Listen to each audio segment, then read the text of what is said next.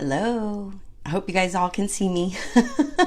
It's telling me I need to rotate my phone, but yet I did this before last week, so I'm not quite sure what's going on.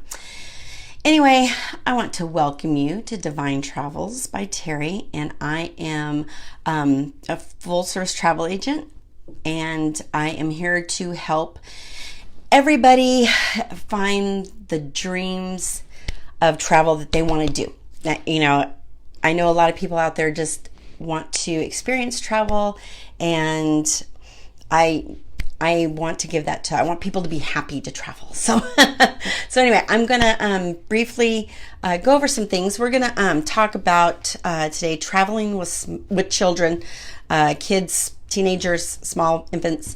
So we're going to talk a little bit about that.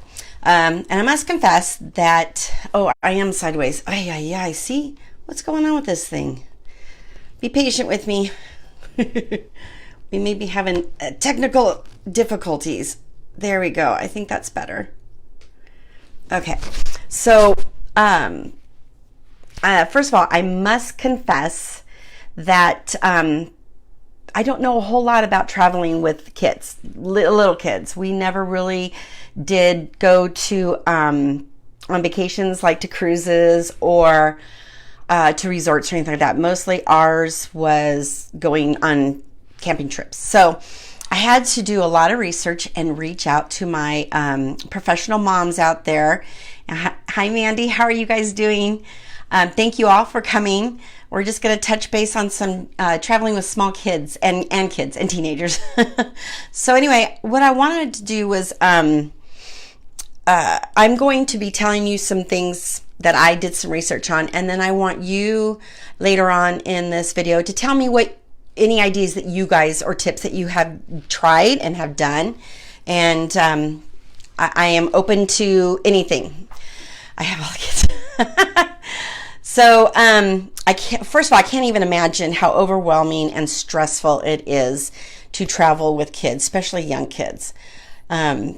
So like I said, I did a lot of research. I reached out to some moms that I know, and I'm going to be giving you a little bit of what I found. So we're going, one thing I did find out when when I was researching was I read that it is, that what you need to do is leave early.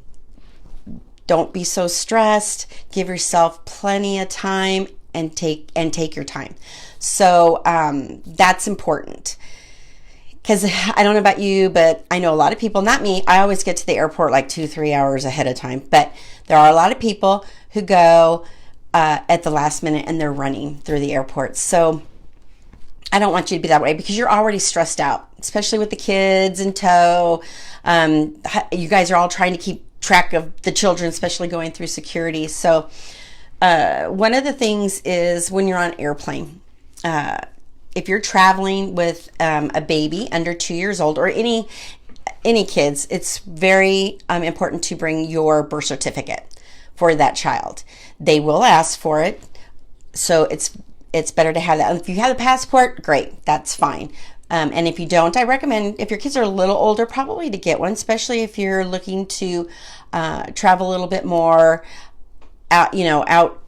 Oh gosh, either we even going to Mexico, even a closed loop cruise, I recommend taking a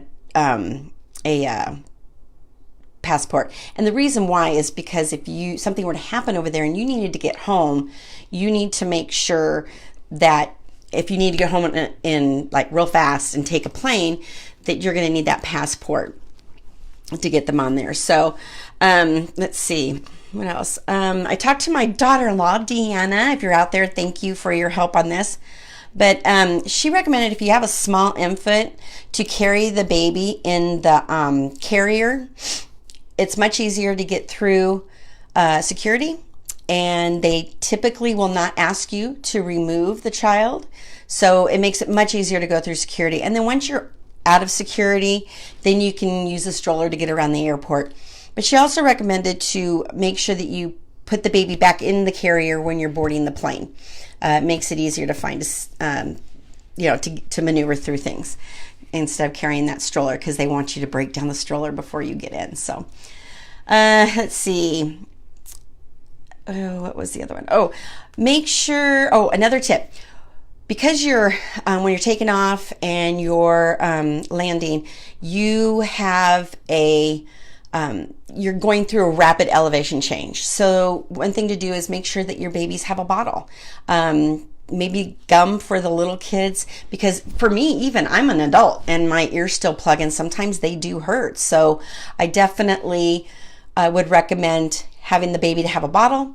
That way it keeps their ears clear and they're not crying because they're in pain. And that's basically why they're crying, is because they are in pain. I've seen so many mothers struggle with that, and they're apologizing. Oh, I'm so sorry. I'm so sorry. Don't apologize. I mean, it's normal. And I know there are some people that get annoyed, but it's only natural, and they can't help it. We're all in confined spaces.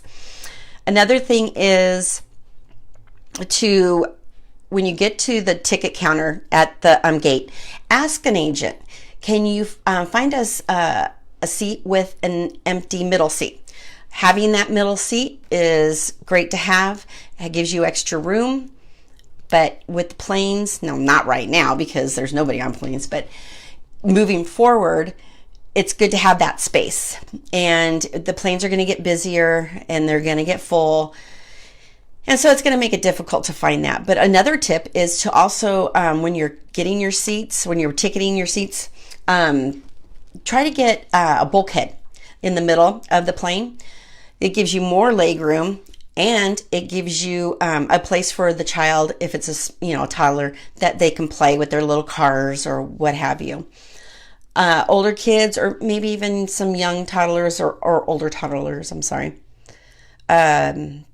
Let them have, they can play a game, maybe on your computer, a phone, but make sure you bring ear headphones, because that will, you won't hear the noises as much, and they can play their game, and it kind of keeps them occupied. Also, if you're going to bring a new toy, make sure it is new. Make sure that you bring a new toy, the one that they haven't played with, because they're curious. If they've got a toy that they've played with many times, they might not be apt to take time to play with it. But also, if they've got a favorite blanket or a favorite stuffed animal, bring that, because that brings comfort to them. They're just as nervous traveling as you are. I know a lot of people hate to fly, my husband being one of them. So let's see. And we talked about that when booking.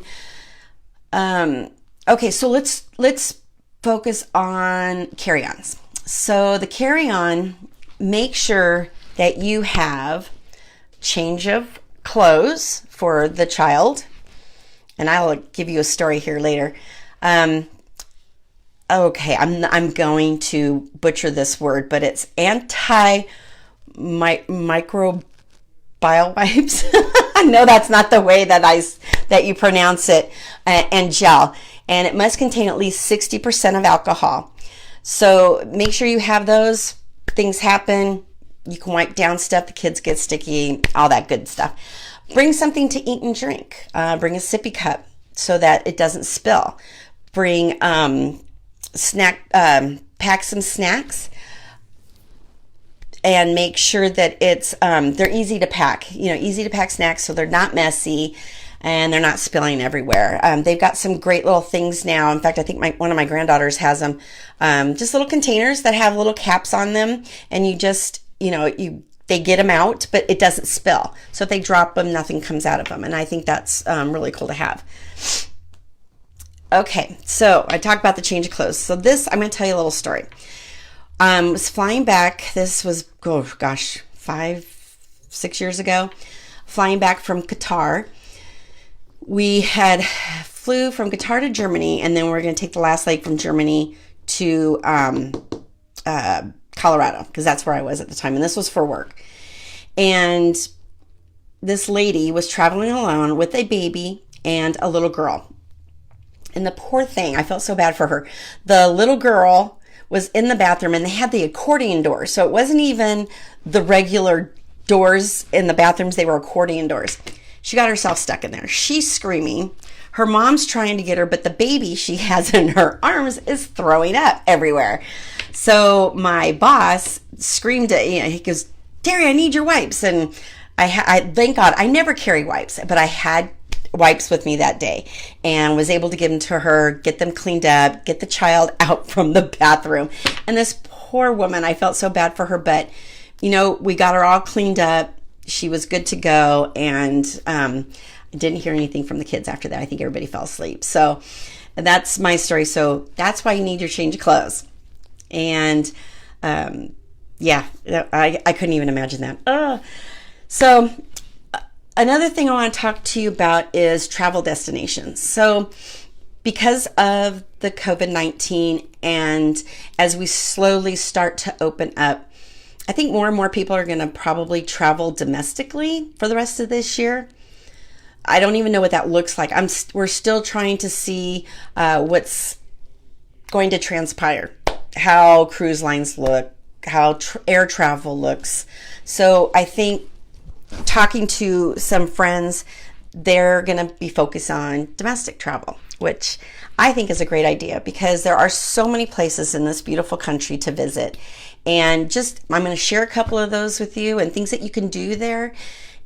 And I want you, give you some ideas because a lot of people don't really realize that, there's places to go. So the first one here in Arizona, we have in Williams, Arizona, you can take a train to the Grand Canyon. And it's a great train ride, very relaxing. I think it's just about 2-hour train ride. And you stay at the beautiful Grand Canyon Railroad Hotel. The train comes over there the next day. They have lovely grounds. Before we got on the train, they had a Western shootout with some cowboys and some bad guys. And that was kind of cool. And then when you get on the train, it takes you to the Grand Canyon. But during that train ride, they've got snacks that you can purchase depending on the club level that you're on. It includes meals. So, and they also have entertainment, music. They have a great historian there that tells you stories about that area. And it was just really relaxing, nice train ride. So I really recommend that. And then you can stay and then take a train ride the next day, or you can take a train back that same day, or you can rent a hotel or a cabin or hotel over there, but you have to do this way in advance. And you can stay the night over at the Grand Canyon and then take the train back the next day. So there's lots of options there that you can do, and they package them all together. Another place to go is South Dakota. We went South Dakota many years ago. We had so much fun. We visited Mount Rushmore, of course, but we also took a helicopter ride. And from there we went, we did spelunking in the caves. There was bear country. There was, I don't know if it was an alligator park or it was part of the zoo, but there was a really awesome alligator show that was there. And, crazy people, I'm telling you, what they did with those alligators. But so there's endless activities to do, and a lot of stuff there are free. So we drove a little bit farther down in, Rapid City, I think it is. And we had seen, we went to the fish hatchery, and that was free. And then there was a house. It looks like it was built from toothpicks, but it was very beautiful, and you can go in there and visit it. It was it was free as well, and very interesting. Washington, D.C. We all know how many free things you can see there. The Smithsonian's free. All the museums pretty much are free and at no charge. It is a lot of walking. We did it in 3 days. I think that was a world record. No, 2 days. I take that back. It was 2 days, and I hurt my foot doing that because we visited almost everything in 2 days. I would not recommend that for anybody, but we didn't have a choice. But we visited the Holocaust Museum. I think that was there. The Aviation Museum. That was really cool. So there's a lot of things to do. The only tip I will give you is don't buy food there. It's expensive. So either take a picnic lunch or go away from that area and eat somewhere else. It'll be a lot less expensive for you. Then we got Branson, Missouri. Now, I've never been to Branson, Missouri, but everybody says it's very family oriented. I guess it's like a Las Vegas, but family, and no gambling or things like that. But they have wonderful shows, lots of adventurous things to do, zip lining, fishing. They have cabins you can rent as well, especially if you guys, I know quite a few people who had family reunions there, and they all rented cabins. And again, you have to do that in advance because they do fill it fast, but that's another option. Galveston, Texas, though they have the Moody Gardens, and they have the Schlitterbahn Water Park, and then Hotel Pleasure Pier, and that's really cute, really cute. There's lots of things to do there. There's the beach as well. So great place for the families. And Colorado, that being one of my favorite. I miss Colorado, but they have a lot of things to do too. I know that let's see, they got the oh no. Why am I'm forgetting the name of this canyon. Come on, Ron, help me out. Royal Gorge. Oh, there we go. The Royal Gorge, and they've got lots of camping, fishing, hiking, Pikes Peak. Take the tram up to Pikes Peak. We did that. It was beautiful. It was very beautiful. You can take train rides through there as well. And the train is, you can take it especially in the fall, and the leaves are changing, and it's really, really pretty. You can go up an hour or two up the mountain and go to Vail, go to Breckenridge. They're really catering to summer travel now. It's not just a winter getaway. Breckenridge, Aspen, they're all doing the same things. We used to go to Breckenridge, and they have many music festivals going on, Oktoberfest, and lots of shops there. One place I like is the Crepe Truck. They got good crepes. So I highly recommend that. Nashville, San Antonio, Florida, lots of beautiful beaches in Florida. Destin, Florida is really family oriented. Lots of great things that you can do there. Just had a family go in January. They went and they just had a wonderful time. And last but not least, there's also cruises and all-inclusive resorts. The the cruise lines first. They tend to cater to kids they have kids programs. They don't all stick them in one area, so it's not like babysitting, but they do have them per age group. And in the age group, they will have activities that are for that age group. So they'll dress up like pirates, or they will face paint, and they'll do all kinds of things. And then for the older kids, and I mentioned this, I think a week ago, that they had, for the older kids, they have like a game room. They have a dance floor, listening to music, and they just have many different things. So the kids are never bored. In fact, many parents tell me they hardly ever saw the kids on the cruise. As far as all-inclusive resorts, excuse me, beaches is probably rated number one.